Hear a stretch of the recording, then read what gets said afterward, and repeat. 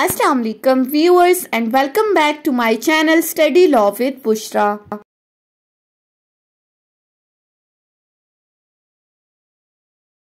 So we were discussing Constitution of Pakistan 1973. We have discussed up till Article 22. In this video we are going to discuss Article 23 and Article 24 of Constitution.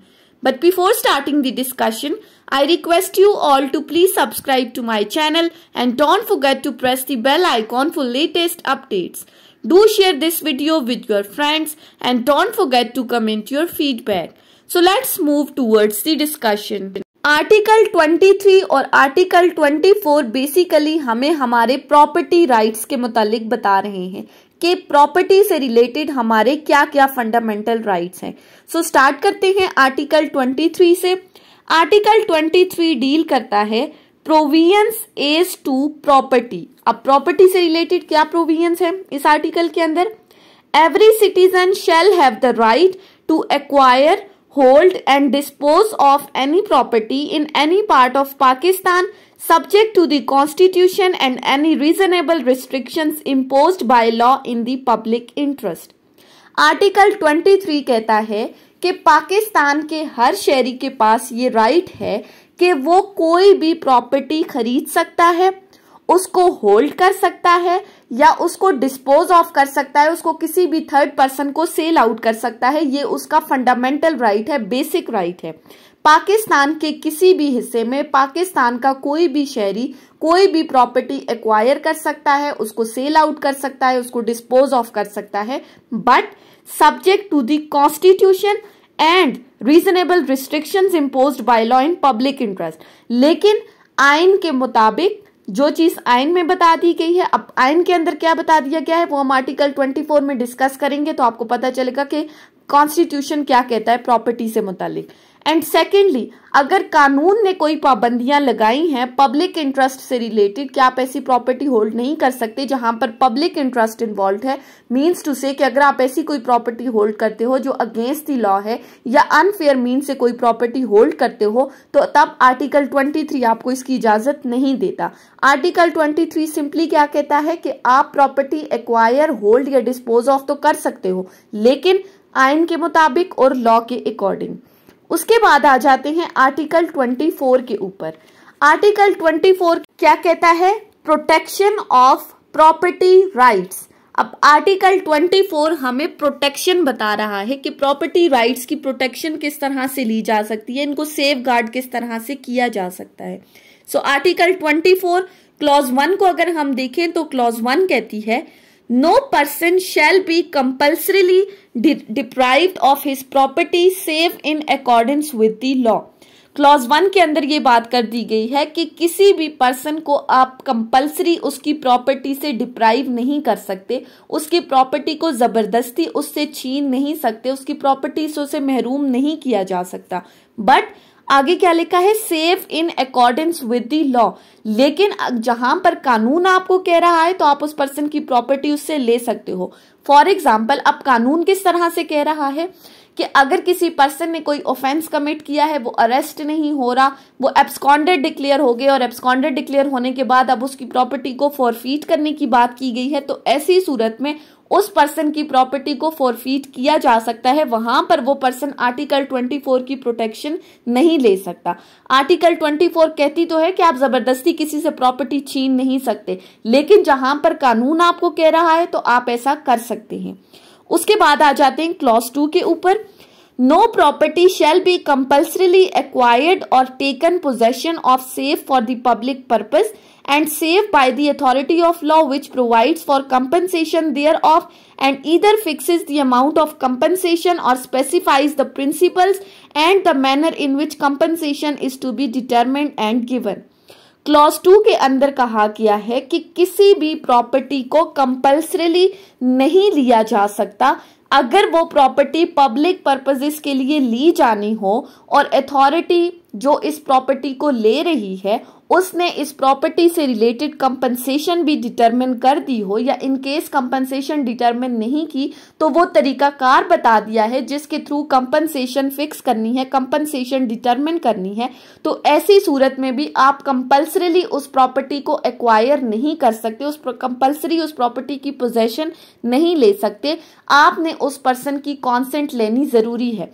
अब अगर आपको याद हो तो हमने land acquisition act में पढ़ा था, जहां पर लैंड एक्वायर की जानी थी पब्लिक पर्पजेस के लिए। वहां पर भी जिस पर्सन की आपने लैंड एक्वायर करनी है उसको पहले आपने नोटिस देना होता है, नोटिस देने के बाद फिर आप उस पर्सन की प्रॉपर्टी को एक्वायर करते हो।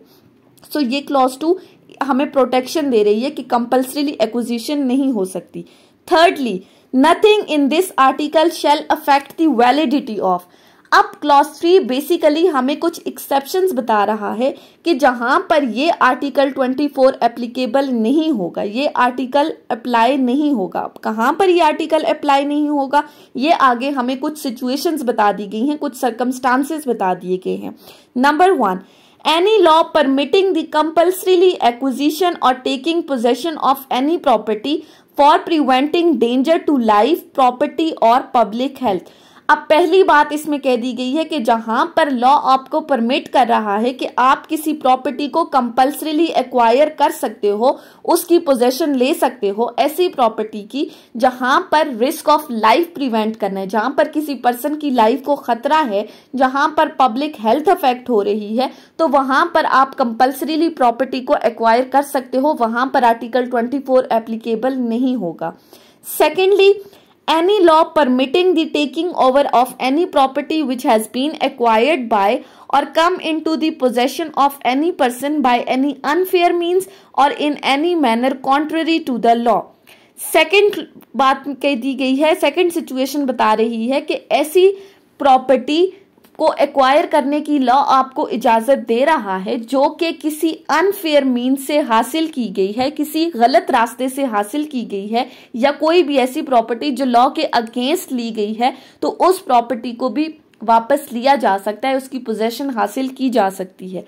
Thirdly, any law relating to the acquisition, administration or disposal of any property which is or deemed to be enemy property or evacuate property under any law। अब थर्ड सिचुएशन हमें कह रही है कोई भी ऐसा लॉ जो कि प्रॉपर्टी की एडमिनिस्ट्रेशन, एक्विजिशन या disposal of the property allow कर रहा है किसी भी ऐसी प्रॉपर्टी को जो कि एनिमी प्रॉपर्टी है, और इवैक्यू प्रॉपर्टी ऐसी प्रॉपर्टी जिसके मालिक का आपको पता ही नहीं है, जिसका ऑनर कौन है ये पता ही नहीं चल रहा, तो ऐसी प्रॉपर्टी को भी एक्वायर किया जा सकता है, वहां पर भी आर्टिकल 24 की प्रोटेक्शन नहीं ली जा सकती। फोर्थ सिचुएशन क्या कहती है, any law providing for taking over the management of any property by the state for a limited period either in public interest or in order to secure the proper management of the property or for the benefit of its owner।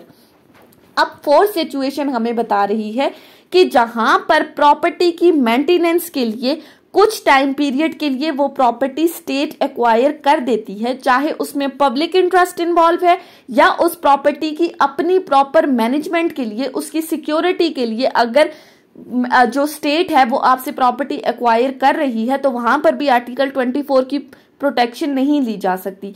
अब management of the property से क्या मुराद है, अगर आपको land revenue act याद हो तो हमने उसके अंदर पढ़ा था कि जहां पर पर्सन लैंड रेवेन्यू के एरियर्स पे नहीं करता तो कुछ टाइम पीरियड के लिए कलेक्टर उसकी प्रॉपर्टी को ले लेता है, उसकी मैनेजमेंट करता है और उससे अपना लैंड रेवेन्यू रिसीव करने के बाद वो प्रॉपर्टी उसको वापस कर दी जाती है।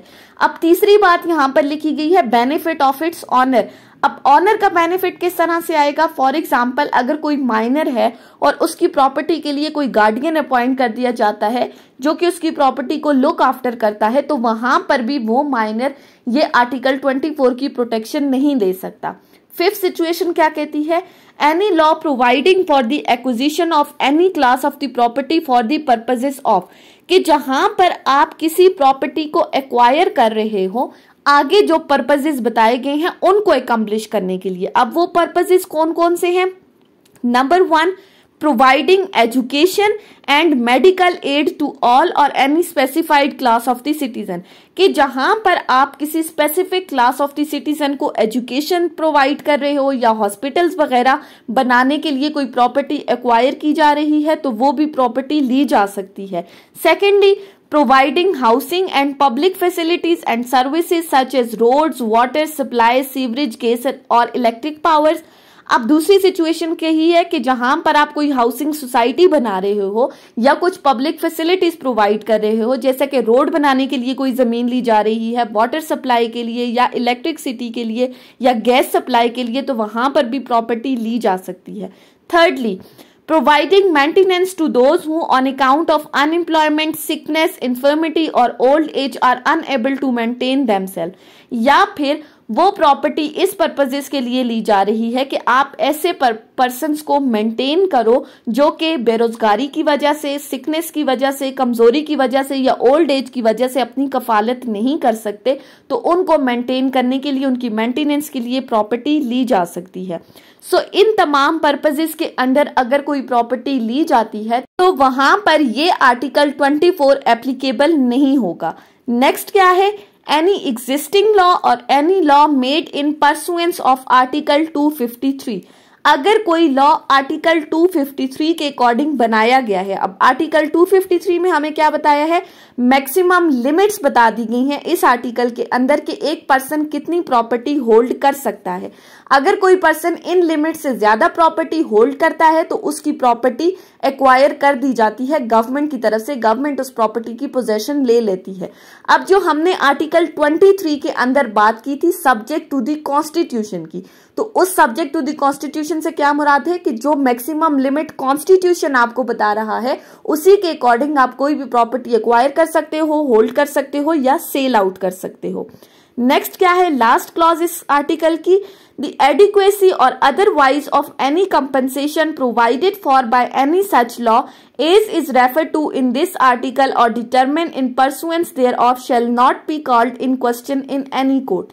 अब आर्टिकल 24 की क्लॉज 2 में जो हमने कंपनसेशन को डिस्कस किया था कि अगर कोई गवर्नमेंट या कोई अथॉरिटी कोई प्रॉपर्टी ले रही है और उससे रिलेटेड वो कंपनसेशन डिटरमिन कर लेती है, तो ये क्लॉज कहती है कि उस कंपनसेशन की एडिक्वेसी को आप किसी भी कोर्ट ऑफ लॉ में चैलेंज नहीं कर सकते, यानी कि जो कंपनसेशन फिक्स की गई है उस अथॉरिटी की तरफ से वो किस हद तक मुनासिब है या नहीं, उसकी एडिक्वेसी को किसी भी कोर्ट ऑफ लॉ में चैलेंज नहीं किया जा सकता। सो ये थी हमारी आज की डिस्कशन आर्टिकल 23 एंड आर्टिकल 24 के ऊपर, जिसमें हमने अपने प्रॉपर्टी राइट्स को डिस्कस किया और साथ ही साथ हम पे वो रिस्ट्रिक्शंस भी हमने डिस्कस कर ली जो कि लॉ हमारे ऊपर लगा रहा है relating to the property. So that's all about today's video. I hope कि आपको ये लेक्चर समझ में आया होगा अगर आपने इस वीडियो को अटेंटिवली सुना है तो।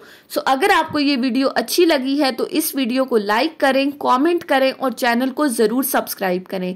Thank you so much for watching this video. Till then, अल्लाह हाफिज।